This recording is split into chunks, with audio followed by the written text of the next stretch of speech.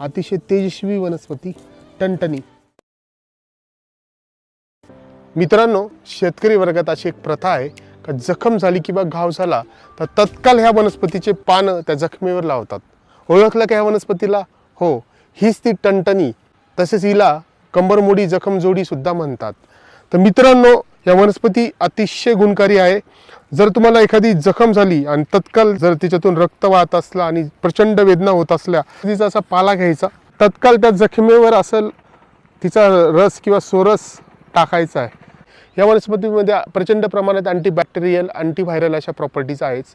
त्याच्यामुळे ती जखम चिघळत नाही किंवा ती लवकर बरी होते, त्याच्यात पस फॉर्मेशन होत नाही। तिचा महत्त्वाचा उपयोग म्हणजे तुम्हाला जर किडनी स्टोन असेल किंवा किडनीच्या कॅल्शियम ऑक्झलेट किंवा स्टोन असतील तर ह्या वनस्पतीच्या रसामध्ये ते स्टोन विरघळण्याची किंवा डिझॉल्व करण्याची ताकद आहे। प्रत्येक वनस्पतीच्या फायद्याबरोबर तोटे पण असतात, हे लक्षात ठेवा। ही कॅल्शियम ऑक्झलेटचे स्टोन नाहीसे करते, तसेच तुमच्या शरीरात जर कॅल्शियम पण कमी करू शकते। कंबरमोडी नावाप्रमाणे जर तुम्ही हिचं अतिप्रमाणात सेवन केलं तर तुम्हाला कंबरमोडी म्हणजे अक्षरशः उठता पण नाही येणार एवढा त्रास होऊ शकतो। कारण जर तुम्ही सेवन करायचं 7 किंवा 21 दिवस याचा सोरस सेवन करा, त्यापेक्षा जास्त केला तर तुम्हाला नक्कीच त्रास होऊ शकतो।